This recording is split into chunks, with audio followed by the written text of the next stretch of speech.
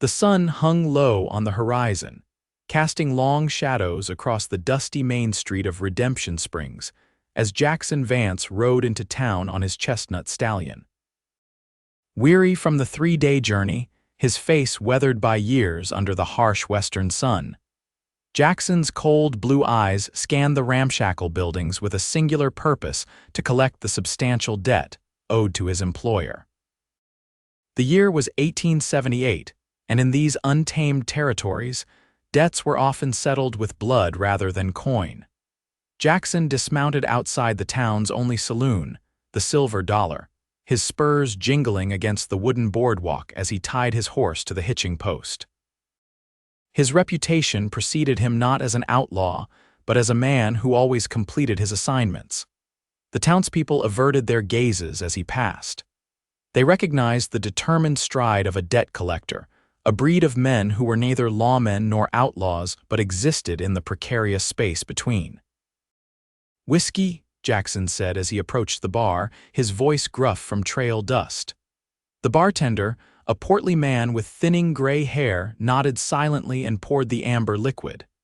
"Looking for someone named Harold Miller," Jackson said, sliding a coin across the counter. "Word is he settled here about a year ago."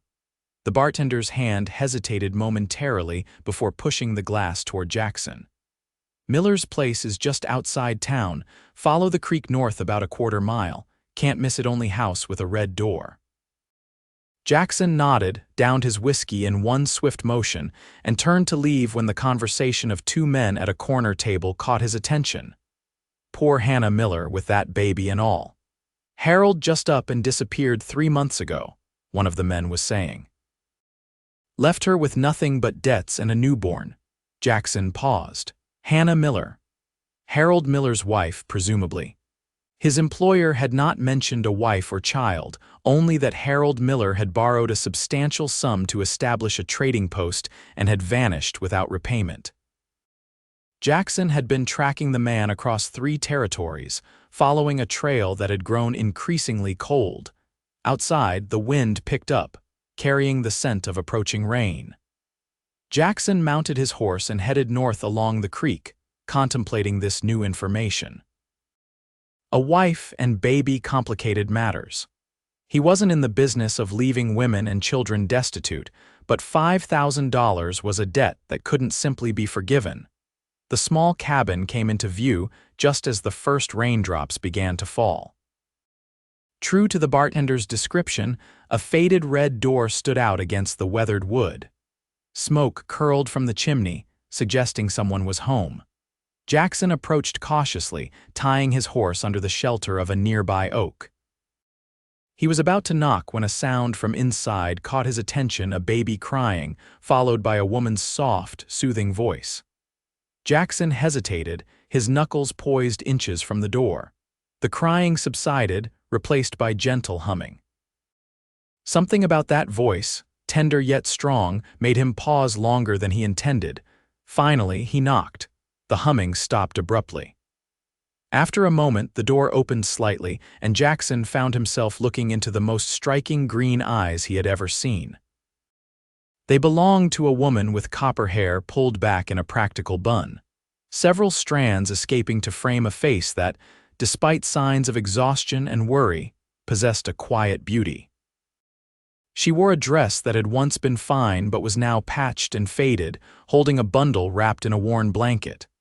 The infant inside was barely visible, just a tuft of dark hair and a tiny fist clutching the edge of the blanket. "Hannah Miller?" Jackson asked, removing his hat. "Yes," she replied cautiously, shifting the baby to her hip. "Who's asking?" "Jackson Vance. I've been sent to." He hesitated, suddenly reluctant to state his purpose. "I'm looking for your husband." Her expression hardened. "Harold isn't here, hasn't been for months." She started to close the door. "Please," Jackson said, placing his hand against the door. "I've ridden a long way, I just need information." Hannah hesitated, then opened the door wider. "It's starting to pour, you might as well come in." The cabin's interior was modest but meticulously clean. A fire crackled in the small hearth, and the scent of fresh bread filled the air. Despite the obvious poverty, the patched furniture, the thin curtains, the few belongings, there was a sense of home that Jackson hadn't experienced in years. "Have a seat," Hannah said, gesturing to a chair at the small table. "I don't have coffee to offer, but there's water if you're thirsty." "Water's fine, thank you," Jackson said, watching as she placed the baby in a small cradle near the fire. As Hannah moved about the cabin, Jackson took note of her graceful movements, the way she checked on the baby even as she poured water from a pitcher. She was young, perhaps 25, but her eyes held the wisdom of someone who had weathered significant hardship. "So," Hannah said, sitting across from him, "you're looking for Harold, you and half the territory, it seems." There was a hint of bitterness in her voice. "I represent Mr. James Caldwell of Denver," Jackson explained. "Your husband borrowed a considerable sum from him last year." Hannah closed her eyes briefly. "How much?" $5,000, she laughed without humor. "Add it to the list.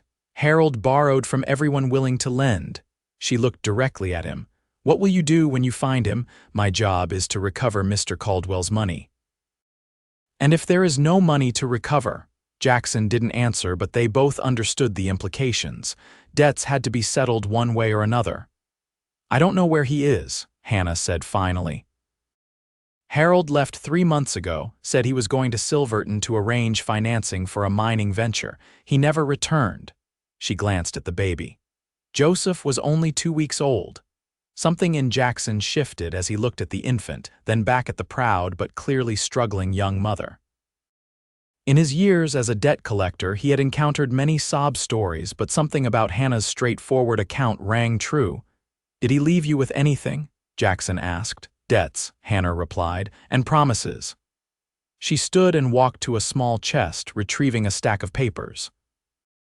"Bills from the general store, the doctor, the bank threatening to take the cabin." She handed them to him. "And this." The last paper was a deed to a mining claim in the mountains west of town. "He said it would make us rich," Hannah explained. "That once they found the silver vein, we'd live like royalty. I've had men come look at it, they say it's worthless." Jackson examined the deed. "May I keep this overnight? I'd like to look into it." Hannah nodded. "Keep it forever for all I care, it's brought me nothing but grief." The baby began to fuss and she moved to pick him up. "I should feed Joseph." "I'll go," Jackson said, standing. "Thank you for your time, Mrs. Miller." As he reached the door, Hannah called after him, "Mr. Vance, when you find Harold, just remember he has a son who might want to know his father someday." Jackson nodded, though they both knew Harold Miller's chances of returning alive were slim if Jackson found him first. The rain had intensified, and Jackson made a quick decision. "Is there a hotel in town?" "The room's above the saloon. Mrs. Jessup also takes boarders, sometimes second house past the church." "Thank you." Jackson hesitated. "I'll return tomorrow if that's all right. I may have more questions." Hannah nodded, cradling her son. As Jackson closed the door behind him, he couldn't shake the image of those green eyes, filled with both strength and vulnerability. The next morning dawned clear after the night's downpour. Jackson had spent the evening making inquiries about Harold Miller. The picture that emerged wasn't favorable: a charming man with big dreams and a talent for persuasion, who left behind a trail of broken promises and unpaid debts. He had married Hannah Mackenzie, the schoolteacher's daughter, 18 months earlier, swept her away with visions of prosperity. Jackson also learned something about the mining claim. While the initial surveys had been disappointing, rumors circulated about a new silver strike in that region. If those rumors were true, the claim might be valuable after all, which made Harold's disappearance all the more suspicious. As he rode back to Hannah's cabin, Jackson noticed thin smoke rising from the chimney. He found her in the small yard behind the house, washing clothes in a large metal tub. "Good morning, Mrs. Miller," he called, dismounting. Hannah straightened, pushing back a strand of hair with a wet hand. "Mr. Vance, I didn't expect you so early." "I've been asking about your husband," Jackson said, approaching, "and about this claim." He held up the deed. "Learn anything useful?" Hannah asked, returning to her washing. "Perhaps."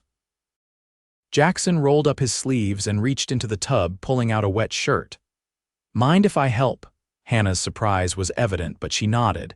As they worked side by side, Jackson explained what he'd discovered. "There's talk of silver being found near your claim. If true, it could be valuable." "Harold always said that," Hannah replied, wringing water from a small blanket. "But we needed food on the table, not dreams." "There's a mining engineer in town today," Jackson said. "Fellow named Edwards. I showed him the deed and he's interested in looking at the claim." Hannah paused. "Why would you do that?" "Because if the claim has value, it could settle your husband's debts." "And if it doesn't?" Jackson met her gaze steadily. "Then I continue looking for Harold." They finished the washing in silence, hanging the clothes on a line stretched between two posts. The domestic task felt strangely comfortable to Jackson, who had spent most of his adult life on the move. "Your son," Jackson said, glancing toward the cabin where the baby slept, "he seems like a good boy." A small smile touched Hannah's lips. "He is, doesn't cry much, considering." She looked at Jackson with curiosity. "Do you have children, Mr. Vance?" "No," Jackson replied. "Never married. A debt collector's life doesn't lend itself to family, I suppose." "I wasn't always a collector," Jackson said, surprising himself with the admission. "I was a farmer once in Missouri, had land, livestock." He fell silent, memories of the war and what came after the loss, the wandering rising unbidden. Hannah seemed to sense his discomfort and changed the subject. "When will this Mr. Edwards want to see the claim?" "Tomorrow, if that suits you. It's your claim after all." "It's Harold's claim," Hannah corrected. "I want nothing to do with it." "Nevertheless, as his wife, you have legal rights to it, and if it's valuable, then you get your money and I'm left in peace," Hannah finished. She sighed, looking out at the mountains in the distance. "Very well. Tomorrow." The following day, Jackson arrived with Samuel Edwards, a serious man with spectacles and a carefully trimmed beard. Hannah had arranged for the neighbor's daughter to watch Joseph, and the three set out on horseback toward the mountains. The claim was located in a steep valley where a narrow stream cut through rocky terrain. As Edwards surveyed the area, taking samples and making notes, Jackson and Hannah waited by the stream. "How did you become a debt collector?" Hannah asked, breaking the silence. Jackson picked up a smooth stone, turning it over in his hand. "After the war, I drifted. Did whatever work I could find, ranch hand, freight driver. Then I stopped a robbery at a bank in Denver.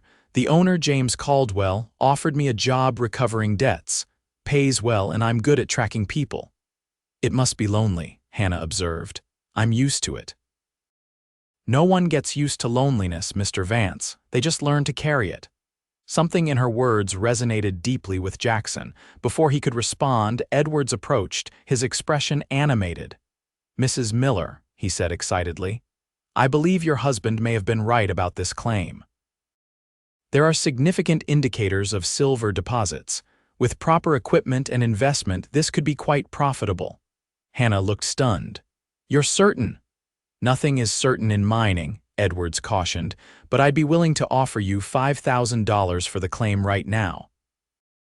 "More if the initial extractions prove successful." Jackson watched Hannah's face as she processed this information. $5,000, exactly the amount Harold owed to Caldwell. "I need time to think," Hannah said finally. That evening, back at Hannah's cabin, Jackson sat at the table while she paced, Joseph sleeping peacefully in his cradle. "If I sell the claim," Hannah said, "Harold's debt to your employer would be settled, but what about his other debts? And what happens when he returns and discovers I've sold his precious mine? Do you truly believe he'll return?" Jackson asked gently. Hannah stopped pacing. "No," she admitted quietly, "I don't." "Then you must decide what's best for you and your son." Hannah sat across from him, their knees almost touching in the small space. "Why are you helping me, Mr. Vance? You could have simply continued searching for Harold." Jackson considered the question. Over the past 3 days, something had changed. He had come to admire Hannah's resilience, her unwavering dedication to her child despite overwhelming circumstances. And something else, a connection he hadn't felt in years. "Perhaps I'm tired of chasing men who run from their responsibilities," he said finally. "Or perhaps I've found something worth staying for." Their eyes met, and in that moment, an understanding passed between them, unspoken but undeniable. "I'll sell the claim," Hannah decided. "Pay off Harold's debt to your employer and use whatever's left to start fresh. And if Harold returns, then he'll face the consequences of his choices, as we all must." The next day, papers were drawn up in the town lawyer's office. Edwards paid $5,000 for the mining claim, with a provision for additional payment if the silver yield exceeded expectations. Jackson immediately wired Caldwell, explaining the situation and confirming the debt would be settled. As they walked from the lawyer's office, Hannah seemed lighter, as if a burden had been lifted. "What will you do now?" she asked Jackson. "Caldwell will expect me back in Denver," he replied. "There are other debts to collect." Disappointment flickered across Hannah's face before she masked it with a nod. "Of course. You have your life to return to." They reached her cabin, and Hannah invited him in for coffee, a luxury she had purchased that morning with her new funds. As they sat across from each other, Joseph nestled in a new blanket, Jackson found himself reluctant to leave. "Hannah," he said, using her first name for the first time, "I've been thinking. Caldwell has other collectors. Denver has plenty of men willing to chase debts." He met her eyes. "But Redemption Springs only has one schoolteacher's daughter who might need assistance." "Assistance," Hannah repeated, her expression guarded yet hopeful. "The general store is for sale," Jackson continued. "A man with some capital and business sense might make a good living. A woman with education could keep proper books." He paused. "A child might grow up with both a mother and a father who stays."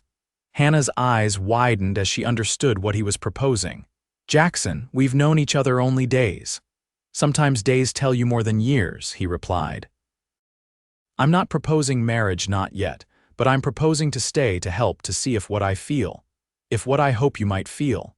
He trailed off, uncharacteristically uncertain. Hannah reached across the table, her hand covering his.